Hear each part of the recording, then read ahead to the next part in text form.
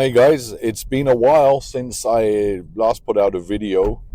The new year hit, and this has been one of the busiest periods I've gone through since I became a full time career coach resume writer. It has been absolutely non-stop. I've got a bit of a day off today. We're coming to the end of April. So it's literally my first real full day off, first full day off since Christmas Day. So I'm hopefully now things have leveled out a little bit, so I'll be back on track with the videos again. Um, I'm just running from an appointment before I get back to work for another Zoom call, so I thought I'd just take this time to kind of jump straight back into things. One thing I've noticed, and again, it's a constant plea to people when they're preparing resumes, is just keep it simple, guys. Keep it absolutely simple. I finished doing some consulting with one fellow with only a few years of experience. I'm not lying, a 14-page resume, 14 pages, and trying to convince him that not only will this not be read, and 14 pages is extreme.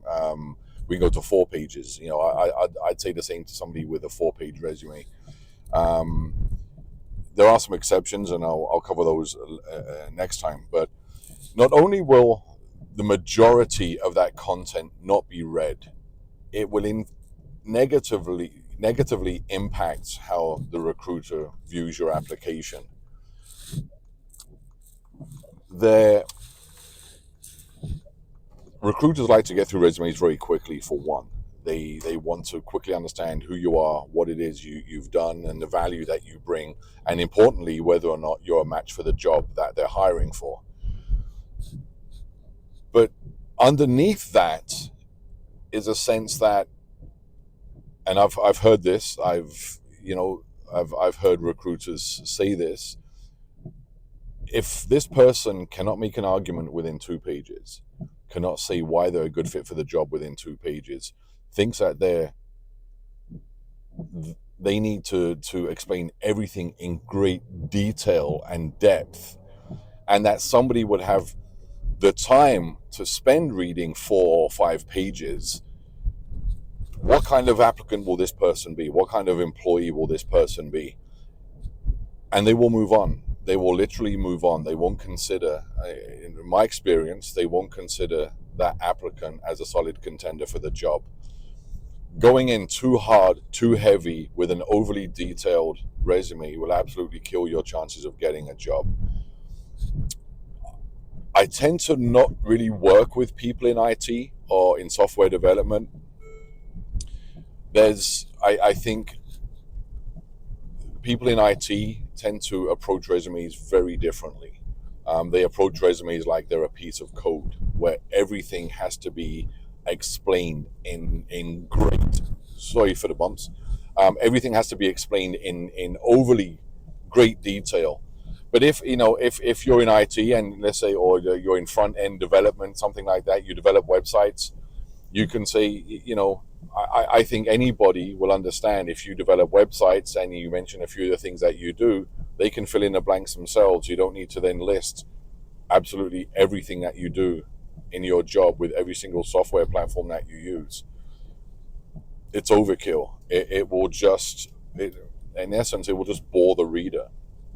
If you're applying for a software development job, you have the right educational background, you're highlighting some of the key things that you do, that's absolutely enough. The reader can fill in the blanks, and if they can't fill in the blanks, they'll ask you in the interview. Keep it very simple. Get straight to the point. The basic structure should always be there. Have a quick introduction section, a value added skills section, which I always put in, which I'm a huge advocate for, and I'll do another video explaining why. Get straight to experience, education, and then some other details or other sections such as your technical skills or volunteer work.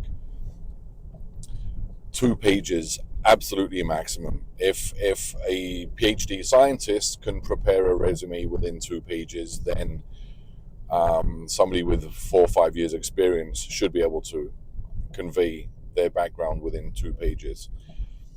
The ultimate aim of a resume, don't forget, it's a selling point. It's your sales pitch. It's also the first time that the reader is getting to meet you. They're getting to know you. If by this time they're looking at your resume, if the human reader is looking at your resume, you've made it through the ATS, which is fantastic. But this is the first time that they're getting to meet you. The chances of getting through an ATS are becoming they're becoming slimmer day by day. It's becoming a lot more challenging to make it through the online screening that will happen first. So don't mess up your chances by the time you get into the hands of the reader. And I'll be doing a few more videos, kind of really drilling down now into how to make sure that not only do you get through the ATS, but that you do resonate with the reader. But at the end of the day, what you want to do is convey your message clearly, concisely, and addressing the key asks or the key requirements in a job posting. Do that within 2 pages. It will greatly increase your chances of getting a call for an interview. So anyway, I'm glad to be back. I'm going to really be aim to try to be a lot more regular with these videos. We're coming into some interesting times, job-wise. You know, there's a lot of things happening in, especially in North America with the tariffs. I'm hearing from a lot of people out there, a lot of people I'm working with as clients, that a lot of their companies are laying off now. So things, I think, will start getting a lot tighter in some sectors, especially. So it's really now's a time to dial things in, to craft a very sharp resume. Something that you can adjust. If you're not adjusting your resume for every job you're applying for, you're decreasing your chances of getting through. Never forget, a 10 out of 10 resume for one job might only be a 2 out of 10 resume for another job.